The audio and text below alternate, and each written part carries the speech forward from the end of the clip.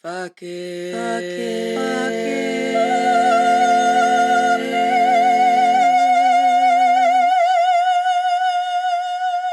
it. Hey, mama. If you are a mom and are tired of the wash, rinse, repeat burnout cycle of motherhood, this podcast is for you. If you feel lonely and isolated in your motherhood journey, this podcast is for you. If you feel like you have completely lost your identity since your babies were born, this podcast is for you. If you feel like every other mom has it together except for you, this podcast is for you. My name is Amanda, and I'm a life coach dedicated to teaching every mom the tools she needs to liberate herself off the back burner. I am living proof that a woman can be present and loving to her kids while also being a whole-ass person outside of being that kid's mom. The secret? Learning when to say fuck it. Hello, my mamas. I have a special episode for you today where I had a guest. It's usually just me. And one thing that I really want to bring to the podcast is more voices. I want to bring more voices than just my own to share with you here, to just have different perspectives, different stories, and different points of view. And so today we have Connie Kroskin. She has her own marketing business, and we met in a networking event, and we got to talking, and we're just like, we need to continue this conversation. And then I was like, you should be on the podcast. So Connie has a very interesting story, but also a story that I've heard so many times where she eventually realized that she has a neurodivergent brain while going through the experience of her son being diagnosed as ADHD. And so she, as an adult, was then diagnosed with ADHD. And just this last summer, so just a few months ago, she was also diagnosed with autism. And so it was just such a great conversation about how having a different brain isn't a problem, and how she has such an amazing relationship with her son, and how their brains can connect in that special way, and how her brain working in a different way is a benefit to her as a person, as a mom, and as a business owner. It was such a great conversation, and I know you guys are going to love it. See you next week. But no, it's funny. My girls woke up this morning and they saw the lightning and thunder and stuff outside, and they're like, wait, does this mean that school's going to get canceled? And I'm like, no, that is not how this works. If it had been snow, maybe. Yeah, but it has to be enough snow, right? I remember this time when my oldest was in first grade, when we got 9 inches of snow, 10 inches of snow overnight, in one storm. And the schools didn't close for a snow day. They just gave a 2-hour delay. So they're like, we'll give you 2 hours to sort your shit out, and then you better be at school. Dang. Yeah. So not even fully with snow, but I don't know. My kids it's Friday and they just woke up and they're like, wait, so can we go back to bed? I'm like, no, you need to get out of the house. I have work to do. Okay. So Connie, please introduce yourself to my audience. Okay. Hi, I'm Connie Kroskin. I'm a marketing consultant. I help small businesses get their marketing set up. Setting up a good foundation for them. And then I can also help them run their regular monthly marketing activities. I also am an instructor, a marketing instructor through Women Venture. Have you heard of Women Venture? No, I have not. Because we're not too far away. But they're local here they're in St. Paul right now. And they provide business startup services for the underserved in our area. And there's this 20 session cohort where, the students can learn all about how to get their business set up with the state, all about the marketing, the financials, all of it. So they are really ready to be on their way. And so I instruct a number of the marketing strategy sessions for that.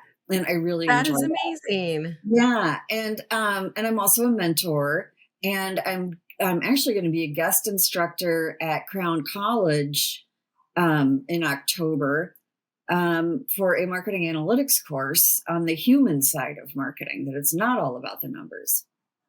The human side of marketing. That I like Yes. the sound of that.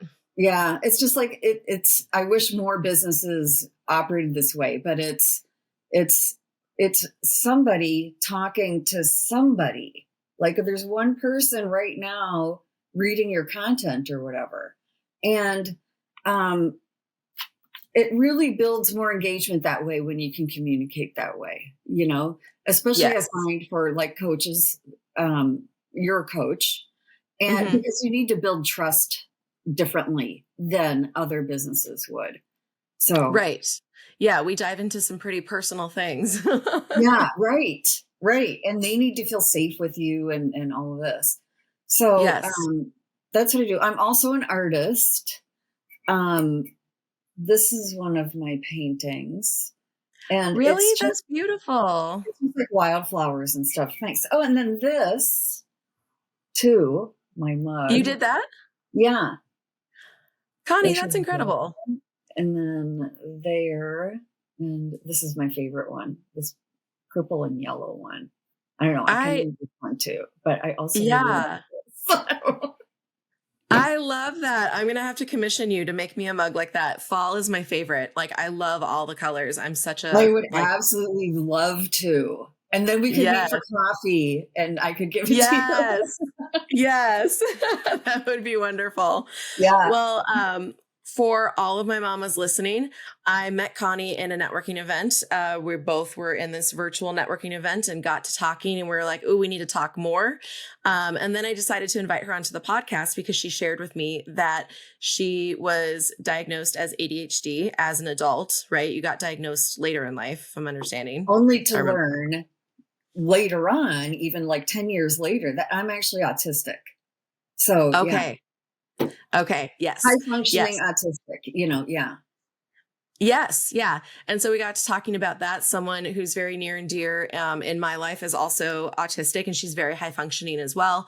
And so we just and she has a son, and we thought, hey, let's do a podcast about the story and the experience of being a mom with a brain that works a little bit differently than everybody else's. Right. And my son has a good case of ADHD. Real solid case. Yes, solid. So, but I mean, that helps us. It helps me. We kind of function similarly in some aspects. Yeah. Yes. So neurodivergence is like, it's a fairly new term, and I feel like it's thrown around everywhere, but I just like to start with like a solid definition with words that are kind of like trending, just to like lay the foundation for everybody for like what it is exactly we're talking about. So I Googled it before here. Neurodivergent literally means a brain that just functions and processes differently than a quote typical brain. Okay, and I can give you an analogy. Okay. For neurotypical, and this I kind of figured out when my son was in school and was first got diagnosed with it, and I just devoured as much information as I could. And it seems to me that this is the analogy. Okay, neurotypical people learn and process information in a way that's like A plus B equals C. It's very linear and seemingly logical, but it follows a linear fashion. Neurodivergent people tend to process in more of an A plus B equals I wonder what way. And so that's where we can get lost. But we're also, a lot of us very creative because we're just pulling from different places than you might expect. But yeah, we can get lost in that sometimes too, or waylaid, definitely. Right. Yeah. Right. I love that. I love that analogy. So you see like different options, all the different routes and avenues, as opposed to a neurotypical brain that just sees like the one path. Right. But that's how their brain works. One plus, Right. 1 + 1 = 2, Hmm. but I'm thinking, well, one of what plus one of what? Because maybe it doesn't actually equal two. Maybe it's something different that we're talking about. Yes. Yes. Like I need some more So context. yes, yes. So when did you get like officially diagnosed? What age were you? With the autism, um, that I'm actually autistic just this past summer. So just a few months ago. But but here's how it progressed. I found out I was ADHD like 10 years ago. And it was only by learning more about my son's ADHD that, someone identified, you know what, Connie, I'm seeing a lot of this in you. And it just completely threw me. Like, what? You know? Right. And then I started looking into, I wonder if I'm actually Asperger's, because I can fill up that ADHD slot pretty good myself. And it looked Hmm. like, yeah, Asperger's. Yep. And then I thought I need to quit diagnosing myself and just find out where I am on the spectrum, and just from a blind general standpoint. And that puts me in a high functioning autistic. Yeah. So it was interesting. Like, I'll tell you about my son. When we didn't figure out that he was processing differently until he was in third grade. And it was because I remembered, it was at this time where he's in third grade, and we would spend like 5 hours on a Saturday working on some of his homework. And I realized, I think he's understanding the questions differently than what's intended from Hmm. the teacher. And, just having a really hard time with homework. And so I brought him to, well, we used to call him counselors back then, but I really love coach. He was an independent coach, not associated with the school. And she helped him quite a bit with a number of different things. Um, and so, I got him tested, and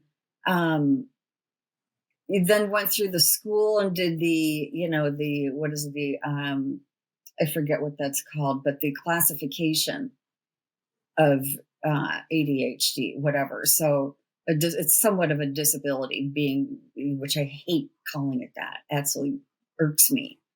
Um, but anyway, so once I got it going with him at school, so anyway, but I wanted to come. This is what I want to say about the coach. She told me to let him do his homework with the TV on. And that was so the opposite of what I would think to do. And I kind of bristled at it a little bit. And I thought, well, I'm willing to give it a try. And the kid had his homework done in half an hour. I Wow. know.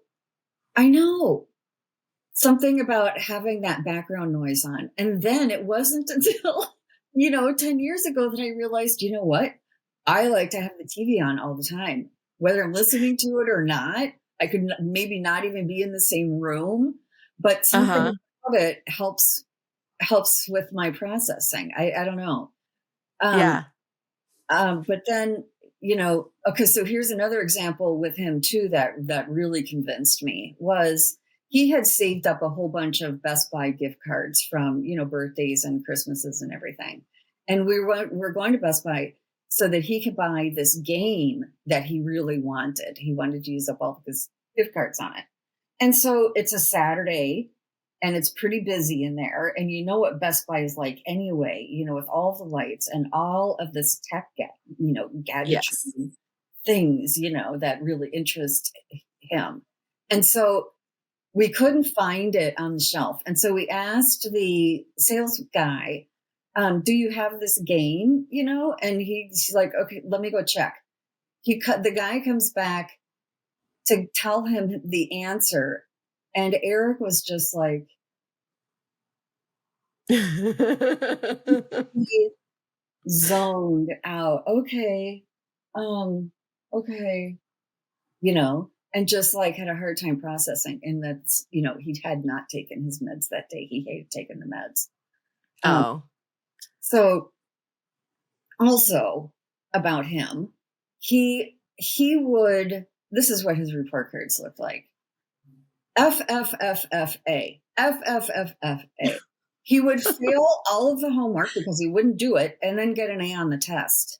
And so, to reason with him about that, well, why should I do it? I know I can, I can do good on the test. And right. but you have to prove to people, and you still have to, it's just like I had nothing to work with there, Yeah. Yes. And to his brain, it made zero sense to do it because it was tedious, took up time, and he already knew the information. So his brain was just like, no. Why should I bother? Yeah. Right. The grades aren't that important to me. I'm getting through this, Yeah.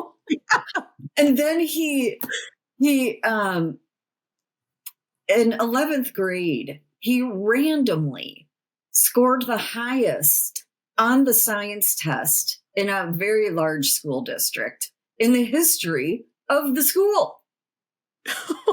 Wow. I know. And so now his teachers are calling me, the counselors are calling me, we need to put him in the AP classes and everything. And I'm like, no, we don't, because that would mean You're like, trust me, that's a horrible idea. Yes. And the kid does not need more homework. No. I asked him about that. I still do every once in a while, just because it's so bizarre. It's just so random to me. And he's like, it was no big deal. It was an easy test. And it's like, no, it must not have been if you scored the highest in the history of the school. Not just it was easy for him. Yeah. So he's off the charts smart. And he's also one of the funniest people I know. So yeah. It's, as a neurodivergent mom raising a neurodivergent kid, I was much more concerned about him than myself, I think. But now that I understand this about myself, so much of my past makes sense. So many things make sense. Yes. And I joined this Facebook group. It's something about neurodivergence. I could look it up at some point if you want to put it eventually with this podcast, that started putting up like memes and everything about autistic behavior, or people like, you're neurodivergent when, whatever. And it was just like every single one. Nobody's joking. This is real, Yeah. And it just kept making more and more sense. And I still see things every once in a while. They're like, so yeah, it's, I don't know. It's hard to say what I might be doing or might have done differently than a neurotypical person or neurotypical mom with a neurodivergent kid, because we kind of speak the same language. We have the same similar things, but yes, there has been times, like a number of times, and I welcome him commenting on it. But so I'm farther down the scale than he is. But at Mall of America, we went to Mall of America to see a movie once. And it's this, if you've been there, it's this vast place full of lights and sounds and so much, so much going on. And so, there's an amusement park in the middle of it. Like the Mall of America is ridiculous. Ridiculous. There's a whole floor just for food, Yeah.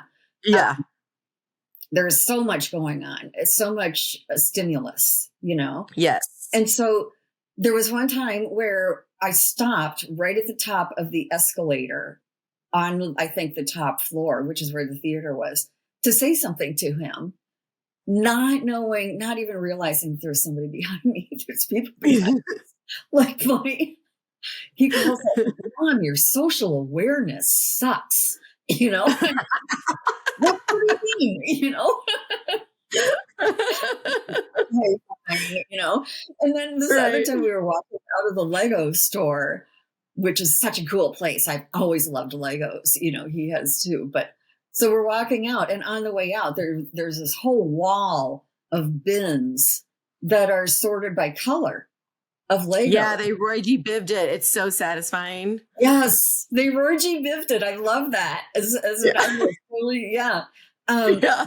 And so I stopped to comment on that, like, oh my gosh, that is such a great idea to organize things. Like, exactly the parts you need, and when I'm talking about this, and he's like, Mom, because there's people behind us wanting to leave the store. And walked away to talk about the Lego colors, Right.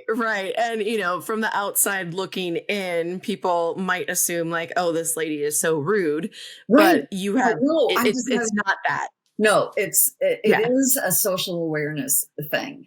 I'm visually overstimulated. Plus there's auditory, plus it's like all of your senses are just like an overload there. And oh my God. Yeah. I'm neurotypical, and I get overstimulated very easily and quickly in the Mall of America. It's just way too much. And the's so many people, and I'm just I want to go home underneath my blanket with a book and not talk to anybody now. Yeah. Are you neurodivergent? No, sorry. I don't mean to. Maybe I am. I don't know. I've actually wondered that about myself, because like I was the kid who I'm very introverted. Yes. So I was the kid who would just like stick with a book on the, like at recess. I would just grab my book and I would sit underneath a tree by myself, because I'd just been in a classroom with everybody and I really didn't want to play. I just wanted to be by myself. Yeah, I totally get that. My survival mode in growing up was art for one thing, because I could just escape into it and ignore all of the mayhem around me, with 4 siblings and the parents and everything. And,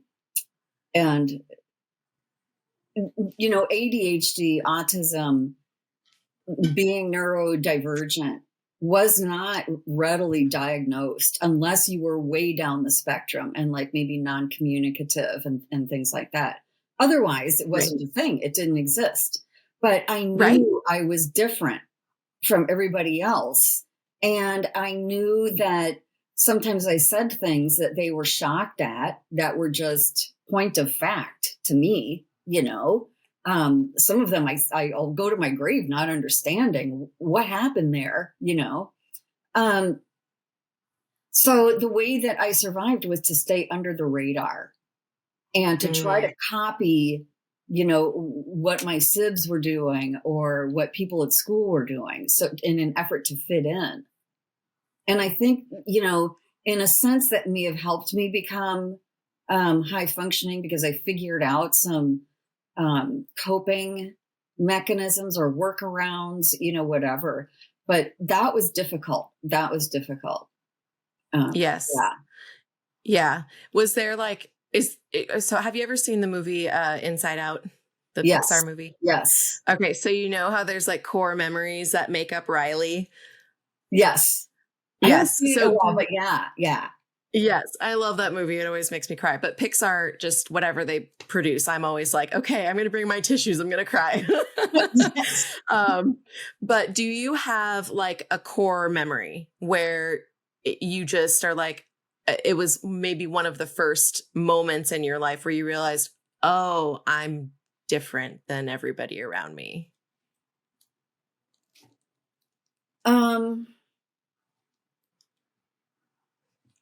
Boy, what a good question. I don't think there was, because a lot of the time I just figured I was having a problem. I'm the one with the problem here, because I was the one who was different. And so I took that in, in a lot of ways, that thankfully now that we have more awareness around it, kids don't have to go through that. But yeah, go ahead. Oh, yeah. No, I was just going to comment on how different it is now than when I was a child. And then when you were a child, like it's my kids will talk to me about other kids in their class, and they'll just say, just like in a very offhand manner, just like, oh yeah, he has a helper teacher who helps him with, such and such and such. And then they just move on with the rest of their story. There's just there's so much more acceptance for Yes. And brains help, that, yes, and help and Yeah. assistance. And I have another friend whose daughter, they thought she might have a learning disability, but it turns out she just can't hear very well. So she needs special, and they can't really do anything about it. So she just needs like the teacher to print off her notes, the teacher's notes, and give it to her, because she can't keep up, like trying to lip read and what she can hear and process and then taking notes. And then, some kids just need a little extra time taking a test. They just, or they Yeah. need to be like in a quiet space by themselves while they take the test, or they need someone to read the questions while they're taking a test. It's just so beautiful that we have so much more awareness and we have so much more acceptance for brains that work a little bit differently than a typical brain. And I don't know, personally, and maybe this is just me being like very, I don't even know what the word is, liberal or whatever, but I don't even really like the idea of like categorizing it as like typical and atypical, or like, this is how most brains usually work, and this is neurodivergent brains. Because for me, it's just brains working. Like, I think every We're brain all is unique. unique. Yes. We're all Yes. unique beings. Yeah. Yes. I want to say too, like, if you are wondering if you're neurodivergent, here's what you can do. Or if you're a mom wondering if maybe your kid is or something, find an online assessment. Just put, neurodivergent assessment, Mm-hmm. free neurodivergent assessment. Okay. And then find one from a reputable place. Like, I don't recall if Mayo has one, but find a reputable hospital that you trust, and then take the assessment and see where you land. And then or where your kid lands. And I don't know how they work for kids right now. Like, if you'd be able to, I think they have to be, I was going to say, I think they have to be a certain age in order to actually get a diagnosis, but I'm not 100% about that. But Mm-hmm. you might be able to fill it out based on what you see your kid doing. And if Right. you find them in there somewhere, oh my gosh, just go and get the help and get him the extra help at school. Get him the diagnosis and then get him the extra help at school. It's going to make your life so much easier. Yes. And Yes. Utilize those resources if they're yes, available to you. and understand that your kid's just processing differently. It's nothing you did wrong. That's just how their brain formed. I saw Yes, it's something. nothing you're doing wrong and it's nothing they're doing wrong. They're not like a bad student. They don't No, have an no, no, no. attitude problem or any of that like old way of thinking. It's so toxic to put that on any person, Right. especially a child. Here's something I heard recently is that there's somebody I know out in California who treats this, or treats this way. That they've been able to identify that something may have happened for me, around when my mother was 5 weeks pregnant with me. Something may have happened in her system, and the nourishment I got, or whatever chemicals, that I got, may have shaped my brain that way. And when you're Interesting. 5 weeks pregnant, I mean, geez, I mean, it's scary to think about. I mean, oh my gosh, if you're a pregnant mom and you start thinking of that, I mean, holy cow, who knows what it would be. Right. Because you took Tylenol. I've also seen that as an indicator that you might have ADHD if your mom took Tylenol. I mean, that's, some weird chemical imbalance that is impossible to really know yet. I mean, science hasn't come that far yet. So don't freak out, Right. don't panic about it. But dang, So it's, of course, not your fault. Who knew? Right. It wasn't my mother's fault because she had a headache and took some Tylenol, you know? Right. And I think like No. just the more we can accept like all brains work a little bit differently, the more we can like stop looking at it as a problem. I don't see it as a problem that you're neurodivergent and your brain works differently. Therefore, your mom didn't do anything wrong because there is no problem to solve. Right. Right. Yes. Because, yeah, I mean, other bad things happen that can be your parents' fault, and that can shape them differently as well, But Yes. I'm not a fan of putting it all on the parents either. I don't think that's how it works. No, no, not at all. Not at all. Yeah. So, what do you think are the benefits of having a neurodivergent brain as a mom? As a mom, the creativity. I think in life in general, the creativity is major for me. I think it's one of my best gifts, I would say. As a Yes. mom, I think it's also a curiosity. I love learning. I know I'm also very smart. I'm a past vice president of Minnesota Mensa. And so, but there's just this curiosity because when you look at it from this creativity aspect, I think people who are creative tend to be more open-minded because they're open to other influences. They're open to working with what they have to find a solution to a problem, much less paint a picture, Yes. And so so as a mom, I mean, I loved to get on the floor and play with him. And I'll lay down on the floor and let's, play with his wooden train set, or I will happily take 2 hours on Christmas morning and build this thing, Right. or let's get a big Lego set and do that, So that kind of fed my brain too. But I was also getting into his world.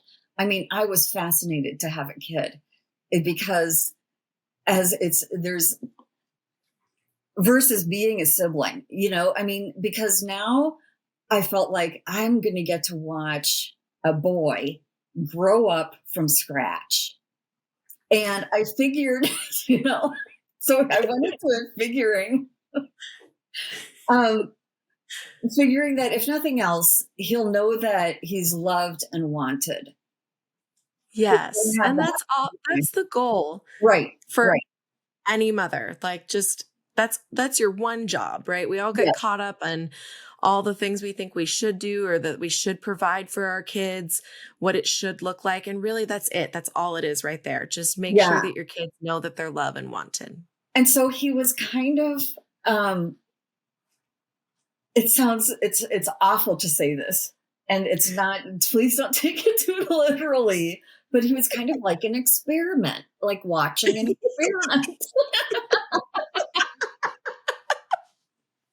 This thing that I made, that was a whole thing that took a long time to settle into me. I made a person and he turned out awesome.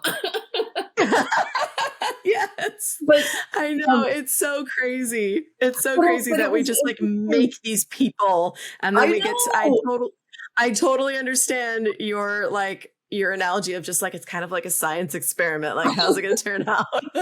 Especially having 4 of my own and they're all girls. I can't even imagine. And like just seeing how different they all are, I'm just like, oof. Just because science experiment B is going well does not mean, I don't know, D's kind of throwing me for a loop right now. But it was fun to get into his world and see how a baby processes things and to watch his reaction to things, So when he was still, being fed, he had to be fed with formula versus breastfeeding. I tried that, did not work. Didn't have the help that there's available now. But so when I would make myself food or dinner, whatever, I would put it under his nose so he could smell it. and just see how he would react, and just, Yeah. but it's also opening up different pathways in their brain. When you do things like that, you're stimulating another sense, And so, Yes. I mean, he is a little bit of a foodie now, though. I mean, I have no idea if that's why, I don't know. But, so I would do that, and I would blow bubbles at him and when he was a baby and things like that, and just like different stimuli, I guess. And I loved, so I divorced, his father and I are divorced. And since he was about 5. And so every time I had him on the weekend, like, let's go do something fun. And we would go to the amusement park in Mall of America, or we go to batting cages, or we would go play laser tag or whatever. And I absolutely loved it. And just to see, like, I think I wanted to see what he liked to do, what lit him up versus not. Or, then it started to be really cool to see when he started using different strategies about things. Yes. So there's this one time I got him the board game. So he's an adult now. Okay. And I bought him I got for us the board game Othello, which I've never heard of that one. If you're not, okay. So it's this board of squares. They're not multiple colors, just squares. Okay. It's like a black belt with the square grid, whatever. And then somebody has white tiles and somebody has black tiles. And the goal is to dominate the board with your color tiles. And so like they're, when you can corner a piece and then you flip it over so that now it's your color. Okay. For me, it's like it would take me a minute to make a move. So the first time we're playing it, okay, it would take me a minute. Like I have to think through the different moves, which one's going to work, and he would just go every time. Like I was like, okay, now, I have to look at the board, and then he would go and kicked my ass. So, and I'm like, what? How did this happen? And he leans back. I'll never forget this. I think it might have even been during the game when it was clear he was kicking my ass, right? And he leans back in his chair, puts his arms behind his head. And he was always been into video games. I had him on the computer when he was 2 because I thought this would be a cool thing, And there were kid games back then that I would have him on. He leans back and he says, "You think I'm not learning anything and just goofing around when I play my video games? No. I'm learning learning and using different strategies." And my jaw just, kind of dropped. And I'm like, okay, then, so then I'm like, okay, I have to process that a minute, And then, Yeah. but it was really true. It was really true. I would walk by his room sometimes and hear him talking to them. And I'm like, be so impressed. I don't think video games are all that bad for somebody, especially who is neurodivergent. I watched him once attempt a move 75 times, the exact same move 75 times before he made it, which I would have thrown the controller across the room at, maybe. Oh, 100%. I would have thrown it across the room and then thrown it in the trash. Like, oh, no, not the game for me, yeah. So then I wanted to, now get this though, this is interesting and also says something about the spatial processing. So I wanted to play a new game, and this was, I think, months later. And I'm like, we're just going to leave it on the kitchen island here and just make your move when you make your move, and we'll just continue on for however long that takes. And so it's clear again that he's kicking my ass. I don't play the game with him anymore, all now. But yeah. So he says to me, before you make a move, are you like mapping out the different options and then just picking the one that you think is right? And I'm like, yeah, that's exactly what I do. And he says, I don't do that. He says, I just look at the board and I know which one is the right move. And he does it. And he's able to Wow. process it that fast and just Yeah. make the move, you know? Yeah. And so then, mind blown again on this Yes. experiment of a kid. Yes. That's incredible. That's Yeah. absolutely incredible that his brain works that way. Yeah. And so you think about, I know it seems like it's typical for a lot of Asperger's people to be off the chart smart. Um, it kind of goes hand in hand. I don't know why that is. I have no idea. But it makes me wonder if it's because they're able to so rapidly see things or so rapidly be able to know what goes next, Right. I have no Right. idea, but It's fascinating though. it Like really is. I absolutely love hearing stories of like how other people's brains work and how they process. And it absolutely fascinates me. Yeah, me too. Me too. And Yeah. part of marketing is understanding human behavior. Why True. we buy. Why did we click on this thing instead of another one just like it? Yes. That stuff fascinates me. I've always paid attention to that. Yeah.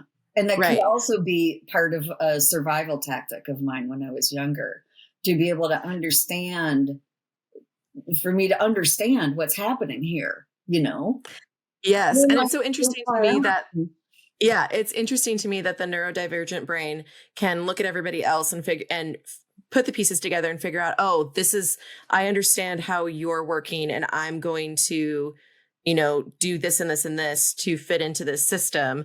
And yet the typical brain looks at the neurodivergent brain and it's just like totally lost. Yeah. Like I don't want to say no critical thinking skills because that's harsh, but it's just different. You're able to view other people and eventually put the pieces together. And I think that's a huge strength. Yeah. I think that's a strength too, because um, I try not to judge people right away based on how they look. And I know that I mean, you know what? We have eyes. We were cavemen once, I mean, as a species, and we Yeah. had to know if they're a threat or not. And so Yep. we make judgments based on our, we have to. Yes. But I try not to judge the person because of the way they appear, Mm-hmm. Something that I've noticed, this is okay.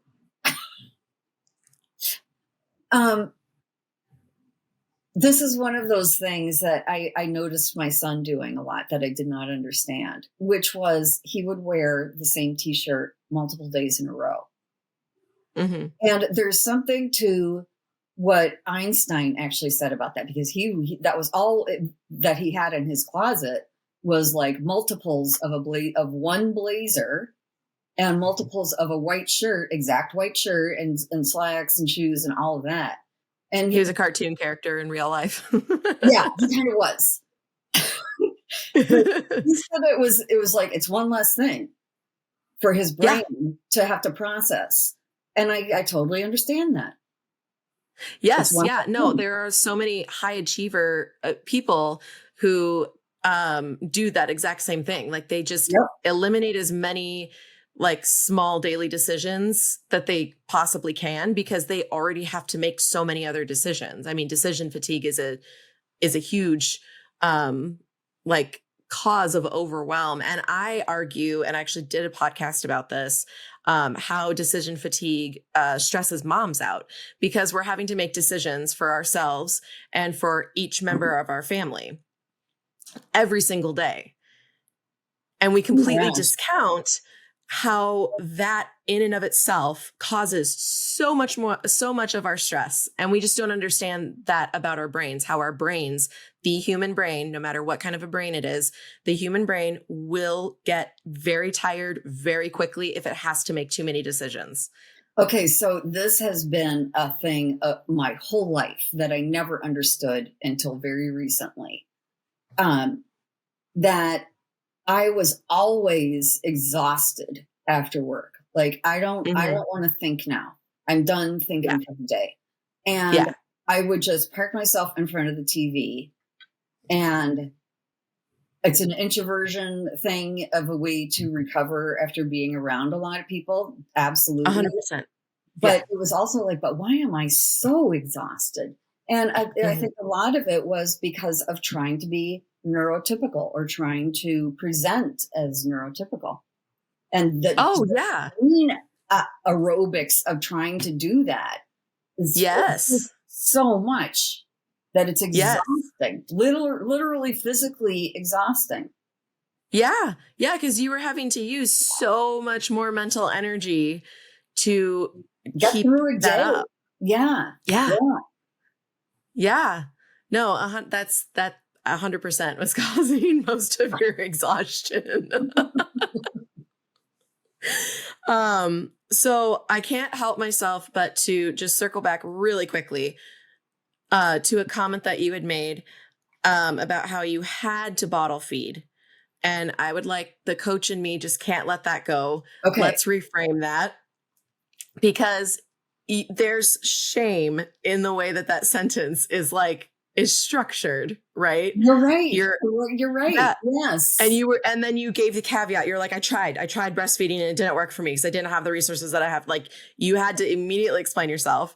And this is so typical for women. Like everything that if we have to say something that might offend somebody, we like apologize in advance and we're like giving explanations. There's no explanations needed. You're Even right. if you just You're did it. right. Because I feel like people are going to judge me, about it. Yeah. But yeah. You're And right. they probably will. And that's fine. They can judge you. Okay, yeah, They're probably judging you anyways. Seriously, go ahead and judge me. See, that's why I want to do more of these podcasts is like out of the closet. Let's bring this out of the closet too, Yes. The autism, everybody on the spectrum thing, there's so much more of it than people realize. And so now that I know and was diagnosed late in life and learned all these things, I want to keep doing more podcasts and talk about it more and bring it out into the open, Yes. The conversation is so important. Yeah. It's the most important piece because then it normalizes it and it makes it okay for other people to share their story. Right. And or for them to just be different or to to have a different kind of brain, it's okay. Yes. Whether you're high functioning or not has nothing to do with it. Yeah. I'm high functioning enough to be able to do this though, to be able to talk about it on podcasts. So, yes. And run your own business. I think it's very impressive that you, because people with ADHD tend to have executive function like issues with like long-term planning, executing until the thing is done. And you're sitting here running your own business and you're like, yeah, and I teach and I do this and I do that. And here I am. I think some of it is,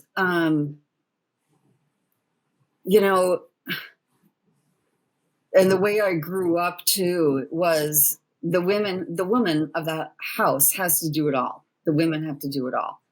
Mm-hmm. So it is, and then, having to work all day and on top of that, keep up the house and on top of that, be a good mom and, do all the things you're supposed to do. And so, it evolved into this alpha woman term. And so then you had to become this alpha woman where you're doing everything. But really what got me into volunteering was I've been in the same career my whole life. I've always done marketing and advertising. I came through ad agencies and that kind of thing. And I felt like, I still feel like I got to give back now. Because I've learned so much about strategies and things that a small business person wouldn't know, and it's a lot of it is, taking what some of the larger major brands do and knowing how to do it better as a small business. and some things that only small businesses can do. And so but the wanting to give back and help other people coming up, starting their own business, I really wanted to give back and help them. So, yes. And yeah, that's so beautiful. I love that you do that. Thank you. It's called servant leadership. That's what that's called, where you really sincerely want to help others, and your life kind of shows that, that's led me to a lot of these things. But also, I am an introvert, a lot of an introvert. I'm going to this gala on Saturday and just got done talking to my doctor about how I'm going to get through this. But it's so important but it's so important to know that about yourself. Like, know that, like, okay, this is going to require a lot more energy and effort for me. It's going to drain me. And so here is my proactive plan for how I am going to take care of myself and still do this thing. That is so key. And I have medication. Don't be afraid to take. I know a lot of people are nervous about taking medication, but I was that way too, for a long, long time. And then I had to start taking medication, and it's like, holy cow, I had not realized what I was missing, because it can help so much more than anything I had tried. That doesn't go for everything, and it doesn't go for everybody, but but just know that it is an option for you if you're listening to this. Toolbox. Yeah. Yes, exactly. It's just a tool in the toolbox. And like, for me, I was on an antidepressant for like a year and a half or so. I don't remember how long, but I was very hesitant to like make that doctor's appointment because I had such a stigma in my head about what it meant, what it would mean for like me as a person, should I need antidepressant. And I was talking to my therapist and I was like, but like, how do you know you need medication? Like, I'm functioning, I'm going to work. It's not like I'm not getting out of bed. I'm taking care of my kids. I'm waking up, I'm doing the things. So like, when do you know when you need medication? And she's like, I think when you're asking the question, that's how you know. And again, there are online assessments you can take. If you think, like, if you're just feeling down or you got stuck in a rut, whatever. Don't take it on yourself that it's all your fault. That's the wrong way to go. Now you're whatever the reason, there are ways to come back out of it and feel a lot better, Yes, exactly. And like, my depression was like, it came on through like personal circumstances that were happening in my life. And so my thought was just like, well, I just need to just get through this season, right? I just need to get through it. But it was so tremendously difficult. Like, every day was so hard because I was like just trudging through this on my own. And then the medication, I mean, basically the analogy that I eventually came up with was like, well, if I have a headache, I take pain medication to help manage the pain. And this is just helping me manage the emotional pain, because that emotional pain, it was really, really hard for me to just power through it on my own. Could I do it? Yes, I was already doing that. But if I don't have to, then why not have this help, through this season? Right. And it helped to lessen that emotional pain. And I remember this, like, the first week that I was on it and I was at work, and I like something triggered me, and I felt like the rush of emotion, and then it like reached a cap. And normally that would have been the moment where I like, excused myself off to the bathroom and just like cried in the stall and got it out and then came back. But it just like, I felt that cap and it just kind of stayed there. And I was like, oh, this is magic. Okay, I understand. This is really good. Yeah. And I started taking them too because I felt like it shouldn't be this hard. I shouldn't have to like constantly. I mean, and I learned to listen into my own thoughts. And then like it shouldn't be this hard to constantly have to like, no, that's not true about me. Or no, I don't want to think that way, or, try to change it or work with affirmations or whatever. And so I got on meds too. And the way that she did that was in the office, she had me do an assessment and then found, also anxiety and depression. And, we finally found a medication that worked. That took a little bit of doing, but you have to stick with it. Because again, everybody's different. And I felt evened out. And I used to think that would be horrible. I don't want to be all evened out and numb to everything. And that's not what it is. That's not what it was at all. Right. It just meant that I didn't go so far down, and then maybe wait for the 1 or 2 days that I felt fine, I'm good today, whatever. But it kept me from going down farther, and the leveled out place was definitely a nicer place to be than where I was before, so it's definitely helped me. Absolutely. I'm a believer. Yes. No. Yeah. I'm all for people getting whatever tools that they need that help them. And medication can be a really big part of that. And it can be like something that you're on for life. It can be something that you're on for a season. But either way, it's ultimately just so great to have that resource to help you so that you don't have to like white knuckle your way through it. Right. Yes. Another symptom that is ADHD or whatever spectrum is drinking caffeine so that I can get in the zone. Like I would never get all jittery.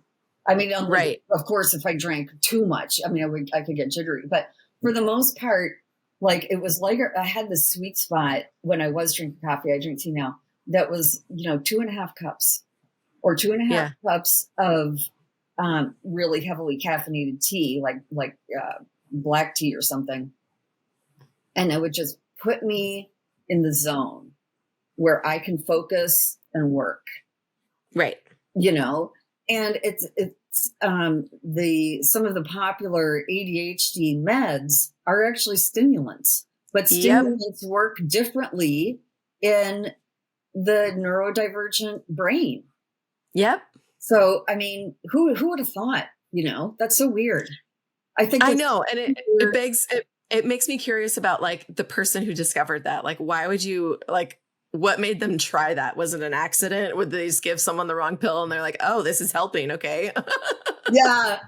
And there's a story about some kid went to a party and everybody was taking Adderall or something. And so they're all having fun and bouncing off the walls. And he was super chill. Yeah. So that was a good indicator for him. Yes. I had written down, again, circling back to you talking about how you love observing your son and how he has different strategies and ways of thinking about things. I absolutely love observing my girls because they all will handle situations differently. Like they all have like 4 of them girls. Yes, they're all 4 girls. Awesome. Yes. Yeah. And it was so funny because like every time I was pregnant, I didn't find out the sex because we always wanted to be surprised. And then we were just like, oh, surprise, it's another girl and another girl and another girl. But every pregnancy was so different that every time I was like, oh, okay, this one's probably a boy because this is so different than the first one. Nope, just a very different girl. And then that happened a 3rd time and a 4th time.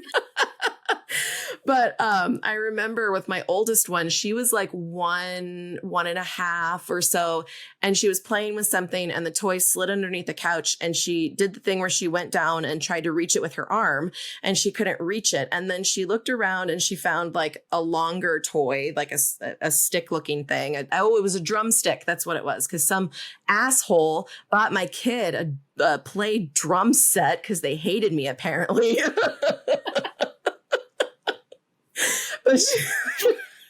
But she took that stick. But she took that stick and she used it to scoop the toy out from underneath the couch.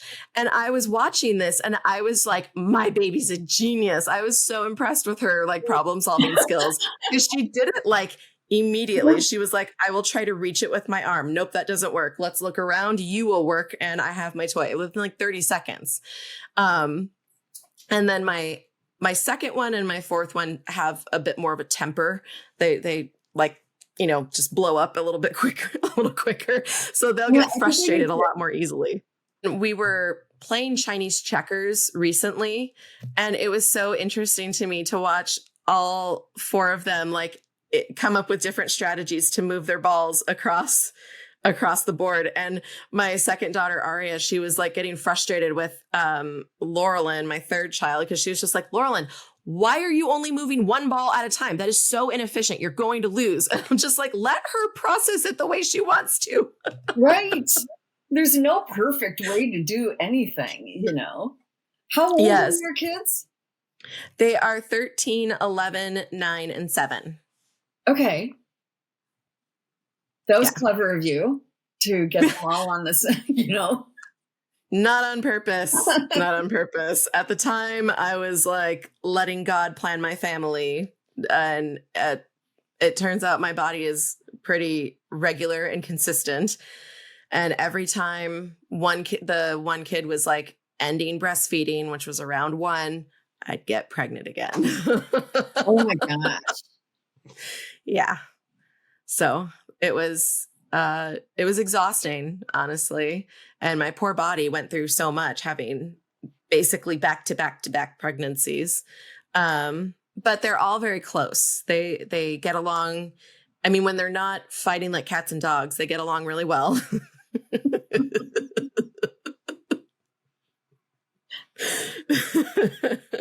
That's good. Yeah. My family was not like that. we were little, you know, for a while there, but I finally realized, you know, I've had enough of you people. You're actually really not very nice people. And, you know, and cut ties, you know, like one less thing. Oh my God, I love it. Oh my goodness. Well, I have really enjoyed this conversation. Thank you so much for hopping on. I'm so glad that Alignable paired us up randomly in that Smart Connect so we could meet each other.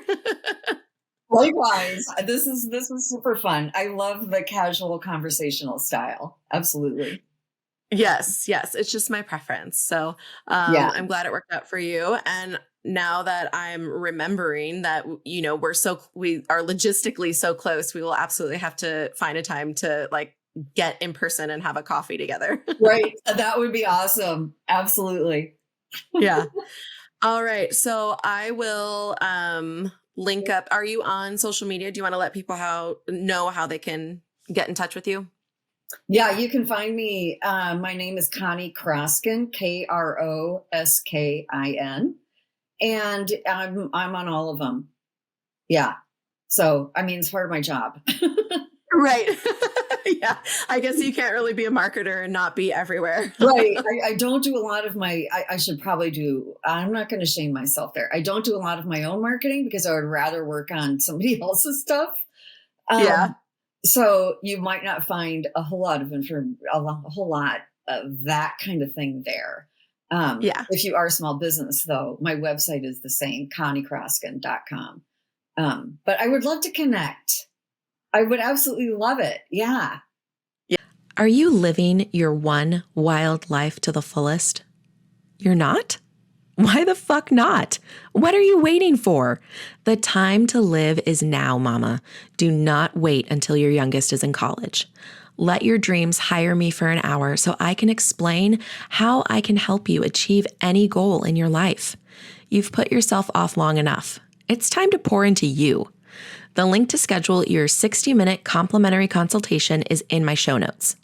Join the community of Fuck It Moms by following me on Instagram and Facebook at Fuck It Mothering. That's fuck without the U. So FCK It Mothering.